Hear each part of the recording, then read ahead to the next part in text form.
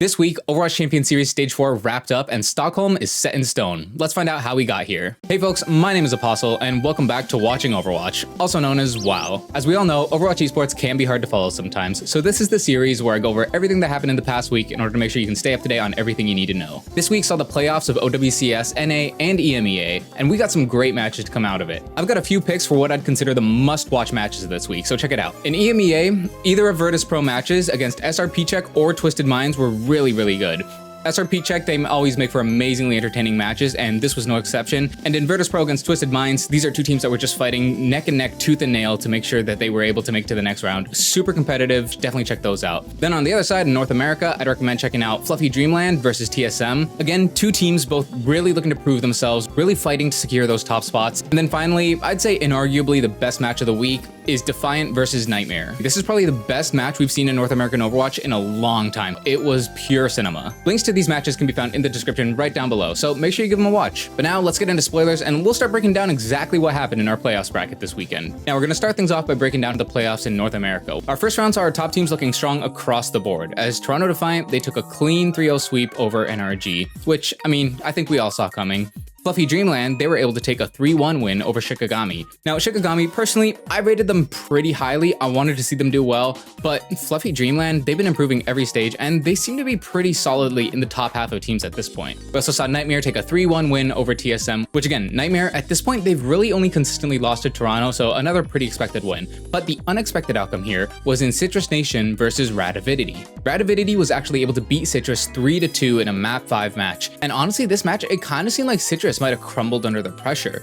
Now, we only got to see the final map of this match on the broadcast, so we don't have a ton to go off, but from what we did see, Rad, while they played well, Citrus Nation, they just were fumbling all over the place. On the last fight, we actually saw Citrus get an opening pick, but then they proceeded to just hold all their ults for way too long. They ended up dying while holding Kitsune Rush.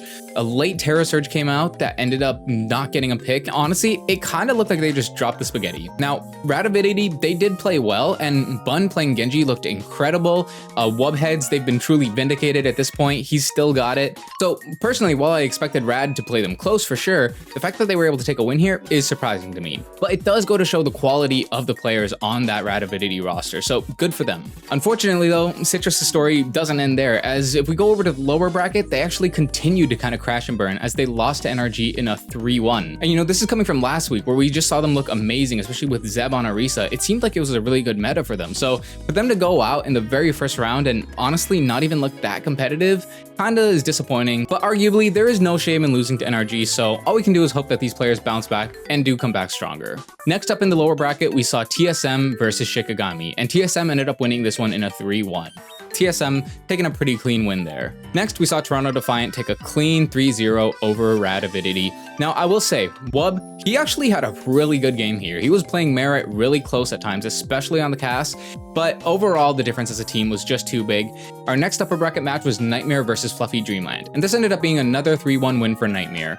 Now, Fluffy Dreamland, they were able to find a win on New Junk City, which I think was largely thanks to some great Mei usage that we saw coming up from them, and Chime, he's looking great on that hero, of course, but Nightmare, they are kind of a tier above, right? So the win was expected, and they pulled it out. With that, Fluffy Dreamland and Radavidity were sent to the lower bracket, and the results probably won't shock you. Radavidity's run ended up ending here, with TSM taking a dominant 3-0.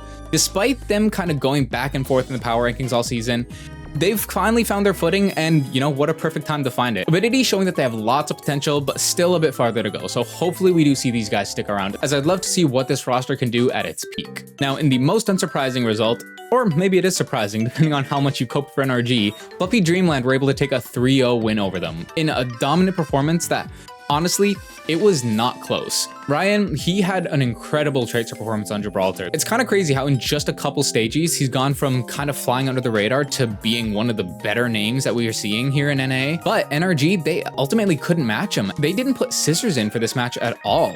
This team honestly looks kind of crippled without being able to put him into the roster.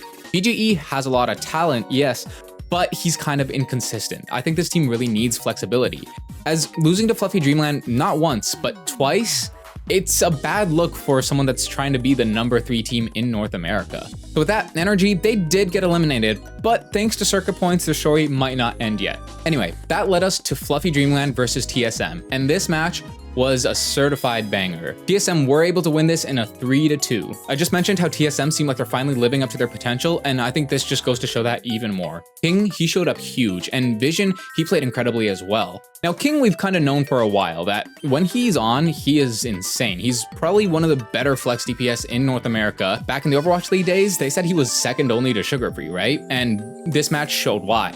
Vision as well, if you've been watching Collegiate, you know that his raw aim can be incredible. As long as he can hit those levels, he can absolutely carry, and he showed that here too. Now, TSM, of course, while they did win the match, I think this proves for Fluffy Dreamland, right now, with the meta at this point in time, they are a top 4 team in North America. And for a bunch of like true rookies, I think that's really impressive stuff from them. Now, back in the upper bracket, we saw Toronto face off against Nightmare, our top 2 teams, with Toronto ultimately beating them in a 3-2. Now, with Toronto, it can be hard to gauge their strength, as they never really play fully seriously until the final match of the playoffs, right?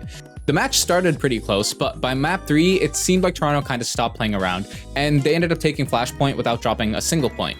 They then proceeded to full hold on Midtown, and they capped first super quickly. Now, I'm not sure if this was the moment that like flipped the match or anything, but RuPaul actually ended up pulling out a Zenyatta on Flashpoint, which I mean did amazing just in terms of damage and pressure, but it also really enabled Sugarfree on his Tracer, and it created a really dominant combo. So after that, it might seem like Nightmare, they're still not quite on Toronto's level. But they did bounce back pretty quick, as their next match was against TSM themselves, and honestly, TSM got shut down as Nightmare took a clean 3-0 win there, showing that Nightmare, they still have quite a gap between them and the next team up. It's just a matter of whether or not they can take it to Toronto. And well, that takes us into our grand finals, where we saw the rematch between none other than Nightmare and Toronto. Now, I think this was probably the best grand finals in North America that we maybe have ever had, but certainly since Overwatch League ended. Nightmare was incredibly good, but Toronto were just a tiniest bit better, as they ended up winning this in a map 7 4-3 giga banger. We saw this match go truly all the way. The final map of Lijiang went to the 3rd point, really as close as you can get. Now, I will say, pretty much everyone was expecting Toronto to win here, so I really want to hype up Nightmare for just how close they made it. Infected, he has solidified his place as the best North American tank. I think that probably was clear already, but this match, he was kind of gapping someone. And that is no small feat. We're talking about the counter-picking legend himself, Overwatch League MVP someone, but Infected was actually getting the better of him many times, especially on the Orisa. RuPaul, he did have amazing performances, and we know from experience just how much this guy can carry when he's playing Ana or Baptiste. But in this Juno meta, we're actually seeing him play a lot of Brig, which obviously is impacting his carry ability, and maybe that was the key here as to why Nightmare were able to make it so close. On the DPS side of things, Seeker and Zira were both playing incredible.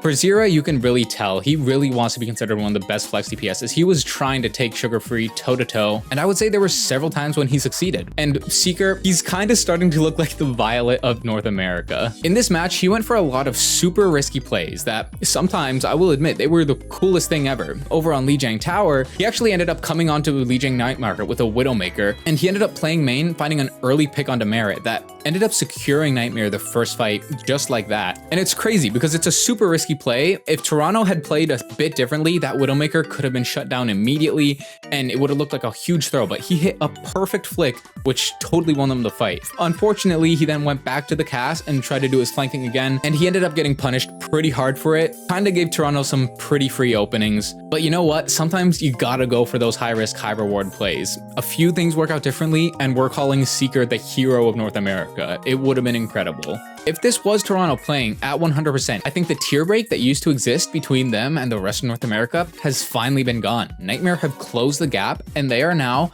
very close, if not at Toronto's level. It took 3 stages, but this region is finally competitive. So I think this bodes really well for the future. Anyway, that wraps up North America. Congrats to Toronto for winning. So now let's jump over to EMEA and take a look at the playoffs there. Now, our first round was a lot more predictable than how North America went, as even Piece of Cake were able to win their match against SRP Czech with no trouble. We also saw ENCE take out a one-man army in a clean 3-0, Virtus Pro cleaned up Vendetta in a 3-1, and Space Station were able to beat Twisted Minds in a 3-1 as well. Our lower round one though, things got interesting right off the bat, as SRP Czech, our only EU meme team to kind of see success, they were actually able to beat a one-man army in a very strong showing. Now, obviously this is a pretty good meta for a team like them, but they were making some genuinely good plays. And honestly, I think against One Man Army, the biggest thing that came into play here was that experience diff that we've talked about with SR Peak Check. And you could kind of tell as a One Man Army, by the final map, they just kind of were crumbling. Now, I do think it's interesting that we actually didn't see Theomatic play at all, despite the fact that he's been coming in pretty regularly throughout the rest of the stage. They were kind of trying to favor the flexibility, I think, with having Ice Nom in, but it wasn't quite what they needed this time. So for a one-man army, it looks like they're not quite at that top 4 yet, but they are nearly there. And honestly, maybe in a different meta, we do see them make the top 4. Now, our next match saw Vendetta lose to Twisted Minds. Despite getting eliminated in the first round, I think they actually showed a pretty strong foundation, as they were able to take 1 map each against 2 top teams, right? So that's not a bad showing for them. Now, it remains to be seen what the next steps are going to be for this roster, but I do think they've surpassed expectations. Now, over in the upper semis, ENCE and SSG showed why they're the top 2, as they both took clean 3-1 wins, ENCE taking the win over a piece of cake, and SSG taking a 3-1 over Virtus Pro. These two teams, there's still a tier break between them and the rest of EMEA by the looks of it. And that brings us to the lower quarters, where we saw Virtus Pro versus SR Peak Check. And this was kind of a crazy fun game. SR Peak Check, they played like you'd expect, and we actually got to see Virtus experiment a lot with different ways to knock them down, which even forced SR Peak Check to experiment, which isn't something we see much, as Cloudy, he ended up getting off the Rhine to play Sigma, but it was still in like a kind of rush style, which was cool to see. SR Peak Check though, they kind of got a little too goofy on King's Row attack, and they tried to run LH Cloudy on the Doomfist, and they had Ghost 91 playing Kiriko, so they were clearly trying to cook something, but man, they burnt it horribly. They did swap off it right away. As if that wasn't bad enough though, unfortunately this map was victim to yet another C9, after SR Peak Check got a first pick and potentially would have been able to win the fight. In fact, this match was potentially entirely winnable. They had gotten a good hold on defense, and it's not insane to think that they could have made the distance pretty easily if they had just been able to build a proper ult bank, and capping first would have been a great start to that. So SR Peak Check, unfortunately with that C9, we won't know how far they could have gone. But Virtus Pro, they did absolutely deserve to win this match as well. They looked exactly as strong as we'd expect from a top 3 team there in the region, so you gotta be happy for them. Now, on the other side, we saw Piece of Cake versus Twisted Minds. Twisted Minds ended up winning this time in a 3-0. And this is actually pretty surprising, as back in groups, Piece of Cake, they won 3-1, but this time it wasn't even close. Notably, this time around, we actually saw Libda play instead of UB, and it seems to have made all the difference. Apparently, just by making that roster change, Quartz has his limiter removed, and he had way more freedom to play with. He just kind of went sicko mode.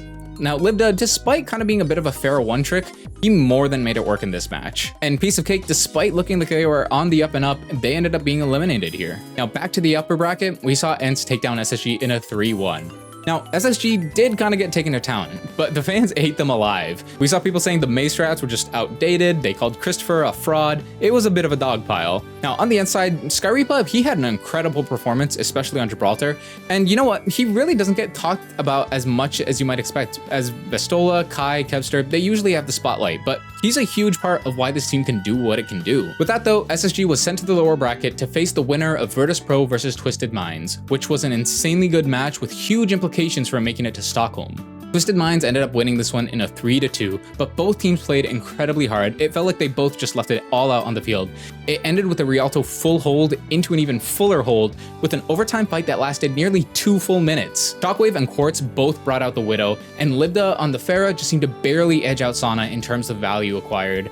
But Bliss MCD is actually incredibly solid, especially with Bliss being able to play the Brig. He's looking incredible. But something interesting here is that despite Twisted Minds winning this match, this actually did not automatically qualify them for Stockholm due to running Libda instead of UB. This meant that for their next match, which was now locked against Space Station Gaming, they either had to play UB for 4 maps, which meant they had to avoid getting 3-0'd at all costs, and they had to avoid it with possibly their weakest player forced to start, or the other option was much simpler. Simply defeat Space Station Gaming using any roster.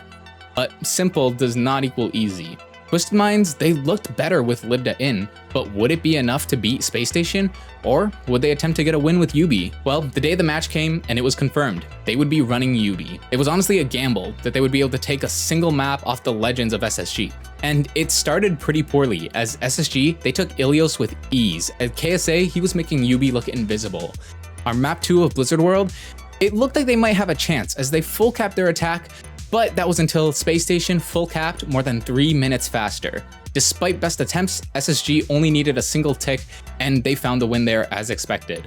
Now, this brought us to the third map, as well as Twisted Mind's final chance. They decided to keep UB in, still believing that a single map was possible. They picked Junkertown as the final gambit, one last chance to secure a spot in Stockholm. Knowing that they had been soundly defeated on the metacomps, they had no choice but to stake it all on Quartz, the best hit scan in EU, on Overwatch's best sniper playground. Now, it started off well, as Quartz came out on attack with the Ashe, and he was doing great. He was more than able to match Sparker, and the pressure he put down was enough to let his team consistently get the edge in fight wins. It ultimately led to a full cap, but only with 38 seconds left on the clock, and this game was far from done, as they had completely capped Blizzard World 2, but SSG still flattened them on their attack. That meant that this defense had to be better than anything they had showed us yet if they wanted to be able to stop SSG. Any mistakes here could very well spell the end of the line for Twisted Minds. And with that, the defensive round started. Then this happened. And we'll see Twisted Minds play very differently than Space Station did. They will allow some space because space is where Quartz can really get activated. Sparker now is just going to check all these angles. Make sure there's not like a weird off angle for an Ashe or Widow playing close. Quartz will herald his arrival here with a grapple upwards. That will allow Tracer to it. Never mind. Quartz already finds his. Yeah, and it's interesting that they decide to actually just play the Tracer into it. This used to be done to Sombra players as well. Like the player being pursued by Sombra will just emote hello in the direct. Sparky here has to worry about Bliss as well. It's a nice repair. He had died with a remote mine Down there, I think that's what. Yeah, he's getting he's getting mined. He tosses the mine and then just like 360s and just kills back though. Bliss is stalling and now Quartz has been able to get back into the fray. Finding Astro, not ready for it. What a time buy from TVNT and Bliss. Stalling out until the superstar Quartz can return to the fray. Another headshot for the Widow. Infraside up for Quartz now. From target to targets, making sure he's keeping that pressure on. Lennon has the shield as he comes back around the corner. Yubi's able to find that elimination now. 13 seconds left here for Space Station. Gaming to finish the map, but they're run out of players. Quartz finds Sparker, no less. What a decisive way to find the one map win that you need. Hardy falls and Space Station fail to keep Twisted Minds. Quartz had done it. An unstoppable Widow performance, weaving headshots with evasiveness like the entire map was his loom. SSG had been full held, despite knowing that Quartz was the keystone to victory for Twisted Minds, and despite Sparker's repeated attempts at clearing this threat, it wasn't enough. Quartz survived it all and was able to lead his team to a victory and secured a spot in Stockholm. Now, while the final score was ultimately a 3-1, as outside of that map, SSG were far and away the better team, the storyline behind this match made it incredibly entertaining to watch. Twisted Minds making it into Stockholm over Virtus Pro is obviously a bit of a divisive outcome, but it's hard to argue with the sheer talent that Quartz showed, and ultimately they have been one of our better performing teams. So now, all that's left is to find out if Quartz can continue to put up performances like that on LAN. But with SSG ultimately winning that match, they did go back to the grand finals, and back against ENCE, who were fresh off winning their last matchup 3-1. But for anyone who saw Facetly, you might not be surprised, as SSG, they came in and they cleaned house in a dominant 4-0 fashion. ENCE, frankly, they didn't stand a chance, as this was SSG at its peak. We got to see Backbone put on a masterclass, as he showed why some say he's the best Mei in the world. And honestly, not just Mei, he played Symmetra as well, and actually even pulled out a Sombra on Junkertown. And this Junkertown map was absolutely mind-boggling, as they honestly look like a completely different team than the one we saw in the game against Twisted Minds. SSG, they really solidified their spot as the best in EU, at least until farther notice. With that, Overwatch Champion Series is all wrapped up for the year, and our Stockholm bracket is set. Taking a look at our teams here, we got a couple maybe obvious stomps, but also some matches that I think are going to be really, really good. Space Station versus Nightmare, this one I think could be a giga banger. As we all know, the EU versus NA rivalry is as old as time, so Space Station, they're going to want to hold their title, whereas Nightmare is going to do everything they can to take it away from them. The final match there should also be really, really close, as it's Toronto versus ENCE. The last time these teams faced off at DreamHack, ENCE were able to take the win pretty cleanly, so Toronto, I'm sure they're coming back looking for revenge. Now, the first round of this bracket will be best of 3, which means first team to get 2 maps, they'll be moving on. Either way, I'm hoping for some really exciting stuff here, as there is plenty of time until Stockholm, lots of time for these teams to prepare. Hopefully, we see some amazing strats came out, maybe even a meta shift before then. Who knows? Now, moving on to our rosters and player moves, there's only one this week, but it is kind of a significant one, as TSM, they've announced that they're going to be dropping their roster. This isn't a huge surprise, as it does follow the elimination from Overwatch Champion Series.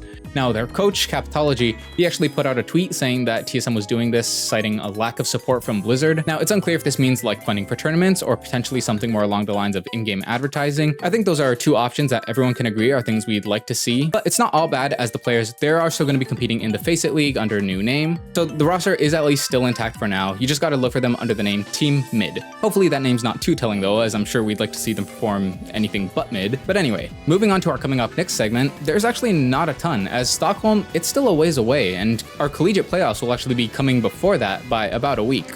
So what do we watch until then? Well, the Face It League is still going on here in Season 3. Now, there's no official streams for this, but that's why I'm going to recommend that you go check out Bullskunk. Bullskunk is a streamer who streams Face It matches pretty much every week, and he also does Champion Series co-streams from time to time. Either way, I'd highly recommend checking him out if you want to follow the Face It League more closely. He does a great job keeping track of all the teams, all the players, so if you do want stuff to watch over these next few weeks, definitely go follow his stuff. He's super dedicated, and he absolutely deserves the support. Anyway, that brings this week's episode to a wrap. Now, as I kind of alluded to, our next few weeks are looking a little bit bare, but I do still plan to be putting stuff out, whether OWCS related or Face It League or collegiate. There is still going to be stuff to follow, so hopefully we'll only have a little bit of a shortage, and either way, there'll still be plenty of exciting stuff, even if the news cycle has been shifted a little. If there's anything specific that you'd like to see covered or you think would be good to go more in depth on, let me know in the comments down below and I'll take a look. I'm always looking for more ideas and more ways that I can help the series evolve, so any feedback is more than welcome. But anyway, thank you all so much for watching. I hope you enjoyed. I hope you're ready for DreamHack Stockholm, as we should see some banger matches there. But until then, take care of yourselves. Peace out.